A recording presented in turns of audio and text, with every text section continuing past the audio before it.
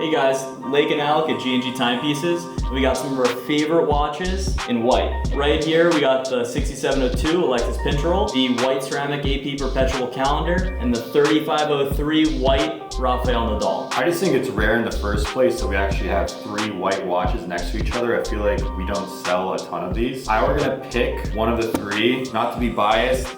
This watch has actually been my screensaver for the past year. So I've kind of been waking up every single day looking at this watch first thing in the morning, wanting it. I'm gonna have to go with this one, but as a daily, I would definitely go with the Pinterol. It's pretty much indestructible. The white, even if you scratch it, you can hardly see it. And then this white ceramic, if you bang it against something or you drop it, that could be a very, very expensive bill with AP. This watch, I mean, RM marketed themselves as, hey, you could throw the watch against the wall and the watch will be fine. This watch, you drop your hit too hard, it's gonna shatter.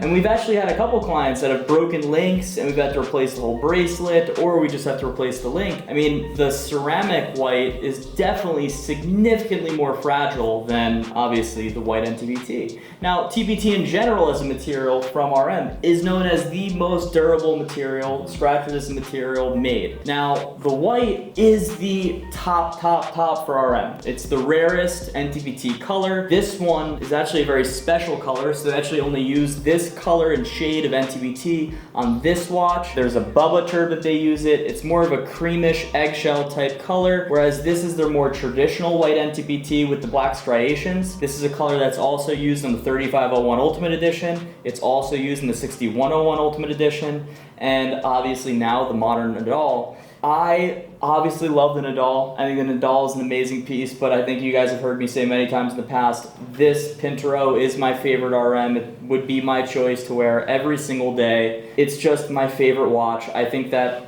not only does that white kind of work as a great medium, it does what you want to get out of a white watch. It is very eye-catching, but it doesn't take up that tone that's just pure white. If I wear a watch like this or this, I feel as though I need to wear white in my outfit, and I feel like there's also a lot of colors that don't work well with it, and it may be a bit too loud, whereas the shade of white on the Pinterol, it's very stylable, and I feel like you don't really have that in some of the other white watches. It's definitely more sporty. I feel like this is just way more of a poppy, statement piece. This one, you can throw it on the elastic, you can throw it on a Velcro, you got the deployment. This one, you could do that as well, but I feel like it would look a little bit off kilter in a way, just by the way it fits and how bulky it is compared to especially the Pinterol. But I agree with 100%. This is probably the best daily of all time. The white pops just enough to where you can wear it with different colored straps. We've seen it on blue, we've seen it on red. First time I ever seen it on the Nardo Gray. Honestly, now I'm wanting that watch more than ever. With this one, the one issue I have with it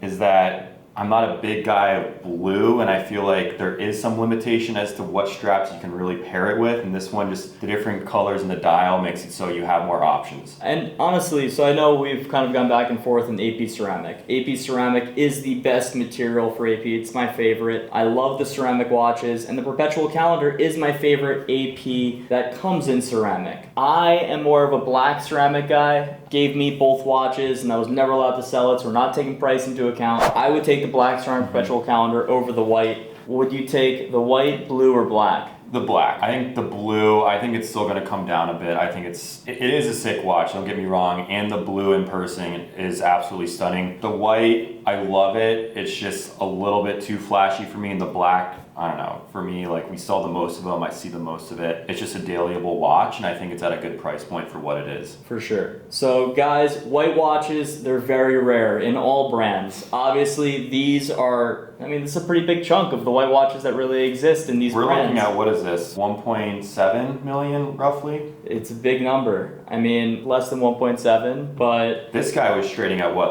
around 1.1 at one point, and then for a while, 900. Now we have it here today at G&G for $510,000. It's a great piece. I really do think that has upside, although it's not my favorite in terms of wearability for me, just because I do have a smaller wrist and I would prefer the Pinterol. I do see the upside in that piece. That is the most sought after watch.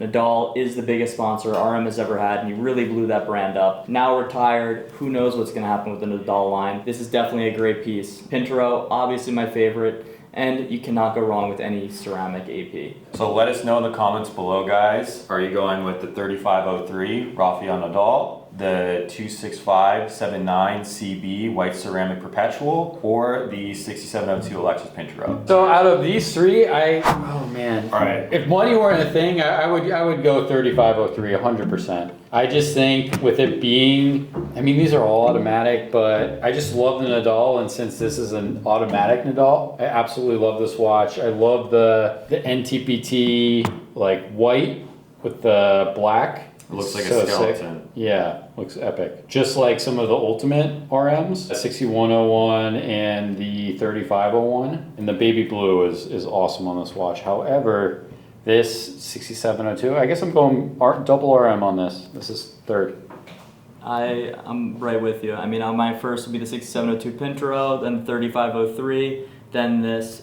Honestly, if it was a black ceramic perpetual calendar, it would be Pinturo, ceramic, then 3503. I just also have a smaller wrist than you, so it's different of what I feel comfortable wearing and what I would enjoy wearing on a daily basis. You? Ceramic, before I saw it on this strap, I was gonna say this second, but now I'm gonna say this second, and then 3503 third.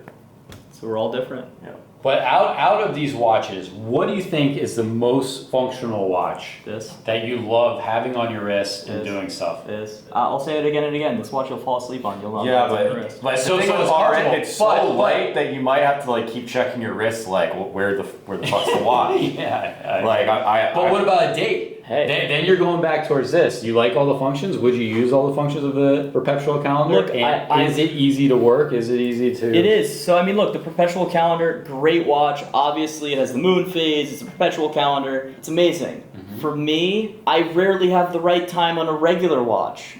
So for me to always set the time and make sure it's perfect, it's just not sustainable. I do love the watch. I would have to have it on a watch winder to really be able to even like have that be remotely the correct time, because there is so much complexity to it. I think that in terms of a watch that I can wear in sporty settings, not be afraid of chipping the ceramic, I can kind of put it on more toned down straps, so I want to elevate the watch a bit. I can put it on different colors, I want to have fun and be in a sporty setting. I mean, this watch I would wear to the gym, I would wear to play tennis, and I could wear it at date as well.